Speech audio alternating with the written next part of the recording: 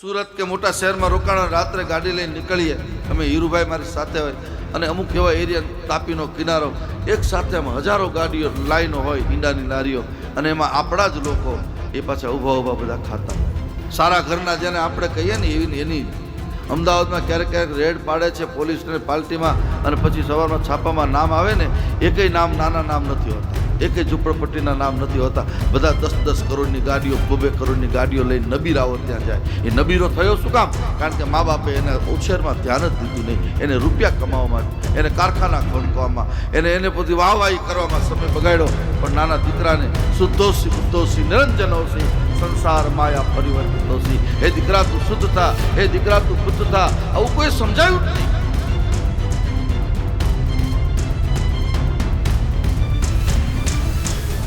આમ ગુણગાના આ કલિયુગની અંદર લોકો અનાચારી અત્યાચારી જીવન જીવે છે રાતના 12 વાગે હોટલોમાં જઈને તમે જમો 2 વાગ્યા 3 વાગ્યા સુધી લેપટોપમાં કે મોબાઈલમાં તમે ચિત્ર જોયા કરો અને 10-11 વાગે તમે ઊભા થાવ પથારીમાંથી એ ઘરમાં દુઃખ આવ્યા વગર રહેતું જ નથી ગમે એટલા તમે યજ્ઞ કરી નાખો ગમે એટલી કથા કરો ગમે એટલું દાન કરો ગમે એટલા ગુરુના ચરણ ધોવો તમે પણ તમે પથારી નથી છોડી શકતા સમયસર સૂર્ય ઉદયની સાથે એટલે 2 વસ્તુ આર્થિક કષ્ટ આવશે અને શારીરિક કષ્ટ પણ આવશે શરીર પણ તમારું બગડશે કેવું ખાવું કેવું ન ખાવું એ કલિયુગની અંદર એનું ભાન રાખજો માતા પિતાના દેહને દુઃખ ન થાય એનું ખાસ ધ્યાન રાખજો જુવાન ભાઈ બહેનો તકલીફ બહુ પડશે આ બધું કલિયુગમાં થાય છે તામસ બહુત રજોગુણ થોરા કલિયુગમાં પ્રભાવમાં વિરોધ બહુ છે આ કલિયુગના બધા લક્ષણો બાપ કંઈક વઢે એટલે દીકરાને ગમતું નથી સાસુ કંઈક કહે તો વહુને ગમતું નથી એનું મોઢું ચડી જાય કે આ બોલ બોલ જ કરે ટક કરે છે પણ યાદ રાખો ટક ટક તમારા માટે કરે છે કુંભારના ચરણે પડેલી કાચી માટીનો ગોળો લઈ અને કુંભાર જ્યારે નિભાડે ચડાવે એનો ઘાટ આપી પછી એને ટપલા મારે કોઈ દિવસ એને વાસણે વિરોધ નહીં કરો કે તું શું કામ ટપલા જેટલા ટપલા વધારે વાગે એટલો ગોળો વધારે સારો થાય એની બજારમાં જ્યારે મૂકે ત્યારે એની કિંમત વધારે આવે જુવાન દીકરા દીકરીઓને વિનંતી કરું આજની કથામાંથી તમારા મા બાપ જ્યારે તમને તમારા હિત માટે કંઈક કહે તો એને પ્રેમથી સાંભળો એની સામે બોલો નહીં એને તમે ઉપદેશ ન આપો ઘણા છોકરાઓ એવા દબંગ છોકરાઓ એમ કે તમને શું ખબર પડે ને હવે તમે સાના માના બેસો ને તમે શું કર્યું ને અમે અત્યારે શું કરી રહ્યા અમને બધી ખબર પડે સમજી લો કે તમે જ્યારે બાપનું અપમાન કરો છો ત્યારે તમે તમારા ભાગ્ય ઉપર કુહાડો મારી રહ્યા છો તમારું ભાગ્ય ખલાસ થઈ જશે ભાગ્ય ઉપર તમે ઘા કરી રહ્યા છો માનું કે બાપનું વાણી દ્વારા વર્તન દ્વારા અને વિચાર દ્વારા એને દિલને ઠેસ ન પહોંચે એનું ધ્યાન રાખજો તો મારી આ 9 દિવસ સુધી રાડો નાખેલી કથા કરી થોડીક સાર્થક થશે પરિવારને બચાવી લો કલિયુગમાં નહીં ખાવાનું નહીં લોકો ખાય છે નહીં પીવાનું પીવે છે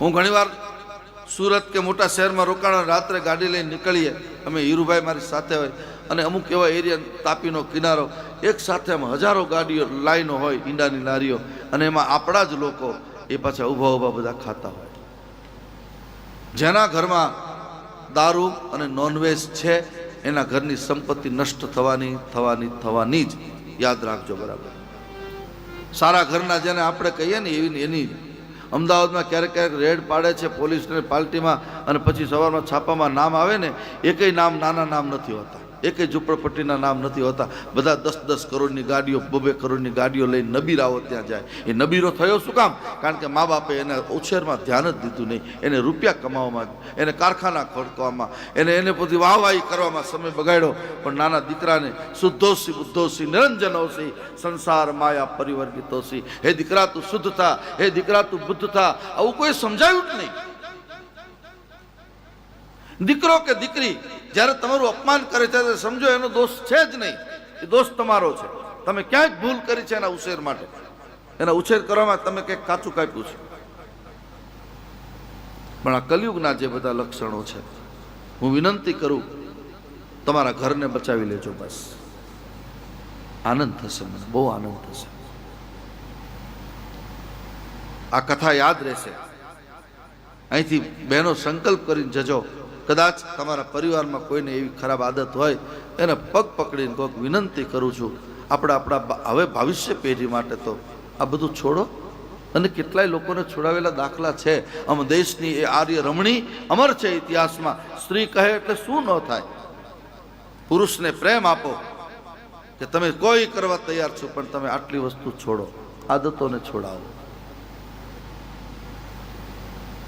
અયોધ્યાની કથા આપણને બહુ મોટામાં મોટું માર્ગદર્શન પૂરું પાડે છે. આ કથામાં આનંદ જ તમે બધા એટલો લીધો છે. ત્યારે કાગભૂષુંડીએ પણ પોતાની આપવીતી ઘણી બધી કહી છે. એટલે કલિયુગના જે વર્ણનો છે એ કલિયુગમાં આવું છે બધું. હું અમદાવાદથી ક્યારેક મોડો નીકળું કે મોડી ફ્લાઇટ હોય, એરપોર્ટથી નીકળું, મોટી લગભગ બધી હોટલો ફૂલ જતી હોય. રાતના 2 વાગે ઊભા રહેવાની જગ્યા ન હોય. 1 કરોડની ગાડી લઈને ગયા હોય આખું ફેમિલી, પણ અમારા લીમડી મોટા મંદિરના અન્ન ક્ષેત્રમાં આમ કરીને લાઈનમાં ઊભા હોય, એમ લાઈનમાં કૂપન લેવા ઊભા હોય. તમે જુઓ તો ખરા કેવી દશા મારા દેશની થઈ છે. બચાવો. હોટલનું ખાવું એ મહાપાપ છે. જેના કેરેક્ટરની આપણને ખબર નથી એવાનું હાથનું ખાવું.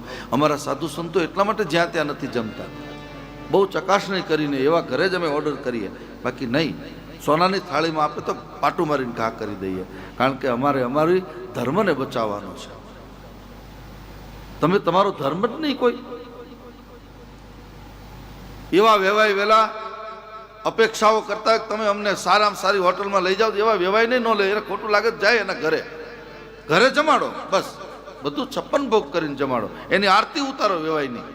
પણ સ્ટેટસને સાચવવા માટે 5 જણા ઘરના જાય, 20-20, 25-50 હજારનું બિલ ચૂકવે, અને એના જ બંગલામાં બાજુમાં કોઈ ઝૂંપડપટ્ટીવાળા ગરીબ લોકો રહે છે, એના ઘરમાં 10 કિલો અનાજ નથી. એનું તો જુઓ તમે. સુખનો ભાગ પાડજો, નહીં તો પસ્તાવવું પડશે. યાદ રાખો, સુખ જેને મળ્યું છે એનો ભાગ પાડો. ભાગ પાડશો તો તમારી વૃદ્ધિ થશે, આનંદ આવશે.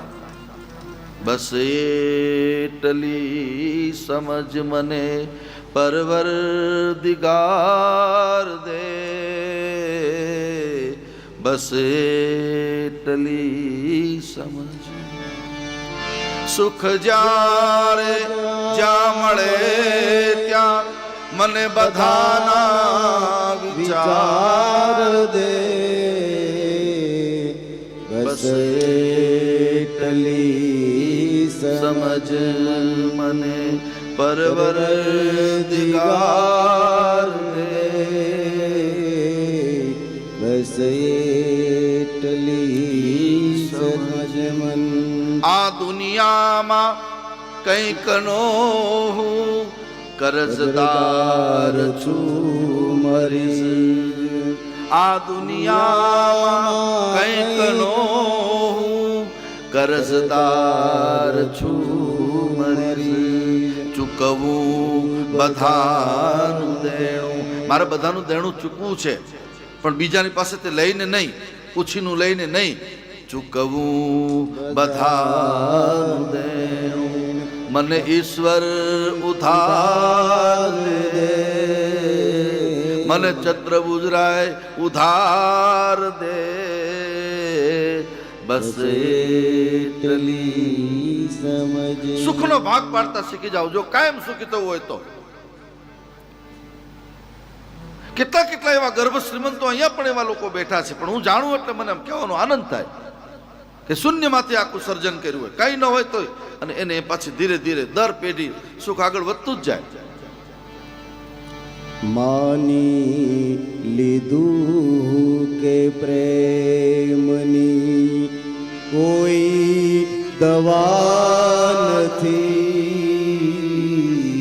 કોઈ દવા નથી. જીવનના દર્દની તો કોઈ સારવાર દે, બસ એટલી સમજ મન. સમજણ જ્યારે આવશે જીવનમાં આનંદ આવશે. સુખનો ભાગ પાડો. કવાટના કવાટ આપણા ભર્યા હોય કપડાના. ઘણા ઘરે તમે જુઓ, એક નેતાનું નામ લેવાય નહીં, ગુજરી ગયા બેન, સારું થયું, એના ત્યાં ચંપલ જ 20 કરોડના ચંપલ નીકળ્યા તમિલનાડુ. શું આવા રાક્ષસ લોકો સુખનો કેટલું ઇનબેલેન્સ કર્યું છે. તમે પણ ધ્યાન રાખજો, તમારી જરૂરિયાત જેટલા કપડાં રાખો, ચોક્કસ 5, 25, 50 જોડી હોય, પણ વારંવાર ખરીદી કરવી, વારંવાર જેટલી વાર બજારમાં જાય એટલે ખરીદી ખરીદી ખરીદી. લગ્ન પ્રસંગ હોય ત્યારે ચોક્કસ કરો, ચોક્કસ પ્રદર્શન પણ જરૂરી છે, પણ પ્રદર્શનની સાથે સુદર્શનને આંચ ન આવે એનું પણ ધ્યાન રાખજો. ઘરના તો બિચારા કંઈ બોલે નહીં, કઈ રીતે બે છેડા ભેગા કરવા એ ખબર ન હોય, અને ખરીદી કરવા નીકળે એટલે પછી ખરીદી કરો ત્યારે પહેલાં ભગવાન માટે કંઈક લો, પહેલાં કોઈ ગરીબ તમારા ઘરે કામ કરતા હોય ને એના પહેલાં એના માટે 2 જોડી કપડાં પહેલાં લાવો. ભલે એના 500 રૂપિયાના જોડી તમે લો, તમારા ભલે 50,000 હોય, એને લાવો. આનું નામ છે સુખનો ભાગ પાડ્યો. સુખનું ઇનબેલેન્સ થયું એના કારણે ત્રાસવાદ ઊભો થયો. સુખનું ઇનબેલેન્સના કારણે માઓવાદીઓ આવ્યા, ઉગ્રવાદીઓ આવ્યા, ત્રાસવાદીઓ આવ્યા. આ બધા સુખના ઇનબેલેન્સના પરિણામ છે. રામકથા તમને સમરસતાનો બોધ આપે છે. હું મારાથી શરૂઆત એટલા માટે કરું છું, તમને બધાને ખબર છે એટલે કહું છું કે મોટા મંદિરે શરૂઆત ત્યારથી મોટા મંદિરમાં 56 ભોગ થતા હતા ટનબંધ વજનમાં, પણ મેં ગુરુજીની રજા લઈને કીધું કે મને આ નથી ગમતું બાપુ, શું કરવું છે? મેં કીધું એક કામ કરીએ, ધનતેરસ, કાળી ચૌદસ ને દિવાળી, આ 4 દિવસમાં 2 થી 3 હજાર ઘરે આપણી મીઠાઈ અને ફરસાણ પહોંચી જાય એવું કરીએ. અને આપણા જેટલા રૂપિયાવાળા, જેટલા સેવકો, આપણા ટ્રસ્ટીઓ બધા છે, એને તમે ગમે એટલા 2 કિલોનું પેકેટ આપો ને, બધા ડાયાબિટીસ વાળા છે, એટલે અમે એના માટે સાકર નક્કી કરી. સાકર કરો. શરૂઆત જ્યારે કરી ત્યારે અમે બધા મંદિરમાં બધા બેઠા હતા, રમભાઈ હતા, કિરીટસિંહ હતા, એ બધા ભેગા બેસીને કે શું કરું, કે તમ તાર કરો, તમારે જે કરો. બાપુની રજા લઈ લીધી, સૂર્યકાંતભાઈ હતા, અને પછી નક્કી કર્યું. આજ અત્યારે એટલું સરસ રીતે ચાલે છે. અણકોટ મેં બહુ નાનો કરી નાખ્યો, કારણ કે એ તો કંદોઈની દુકાન જેવું લાગતું હતું. 100 રૂપિયા આપ્યા ને એવડું પડીકું, 500 આપ્યા ને એવડું પડીકું, પાછું ઘરે દેવા જવાનું, અને દેવા ન જાવ તો ખીજાય, પ્રસાદી કેમ નથી આવી 3 રૂપિયામાં, એ બધું જ બંધ. આવો પ્રસાદી લઈ જાઓ, મંદિર તમારી જાતે આવીને દેવા કોઈ નહીં આવે. પ્રસાદ દેવાનો એને લેવા માટે હોય, કારણ કે કેવટે જ્યારે ભગવાનના ચરણારવિંદને ધોયા ને પછી આમ લાઈન લાગી ચરણામત માટે, એટલે સીતાજીએ કીધું કે ભૈયા આપણે ઊભા રહીએ લાઈનમાં. અરે કે આપણે તો દરબારના દીકરા છે, આપણે તો ક્ષત્રિય છે, આપણે મગાય તો કે તમારા ભાઈ જ માગવાનું, માગી ના આવો ન કેવટ આના, તમારા ભાઈ જ શરૂ કર્યું છે, ઊભા રહી જાઓ, આ જશે. પછી લક્ષ્મણ અને માં જાનકી ચરણામૃત લેવા માટે ઊભા રહે છે. પ્રસાદનું મહત્વ એ છે, તમે તમારી થાળીમાં 10 પ્રકારના વ્યંજનો જમતા હોય ત્યારે એમાંથી 2 પ્રકારના કાઢીને કોઈ ગરીબ સુધી પહોંચાડો, જો કાયમ સુખી રહેવું હોય તો.